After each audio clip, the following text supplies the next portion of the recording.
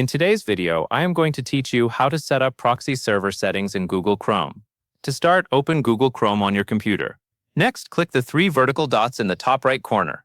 After you click it, wait for the menu to appear because you will choose Settings from that menu. From the menu, select Settings. Now look to the left sidebar inside the Settings page and click System. In the System area, you will find an option called Open your computer's proxy settings. Select that option. After you click Open your computer's proxy settings, your computer should show the proxy configuration window. Depending on your system, the exact wording may vary slightly, but it should clearly be the proxy settings page for the operating system. This is where you will enter the proxy server details that your network or service provider gives you. When the proxy settings window opens, review what you see before changing anything.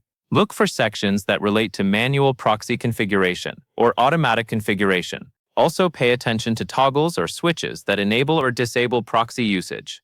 If there is an option to turn on the proxy, make sure it is set to the enabled state before you save changes. Once you enter the correct proxy server information, confirm that the fields match what you intend to use. For example, check that the server address and port fields are filled correctly and that any relevant authentication fields are handled according to what your proxy requires. If your settings include a choice for bypassing local addresses, review that as well to ensure it aligns with your needs. When everything looks correct, apply or save your changes in the proxy settings window. After saving, it is a good idea to return to Chrome and test that the connection behaves as expected.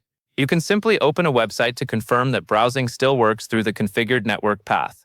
That is all there is to it.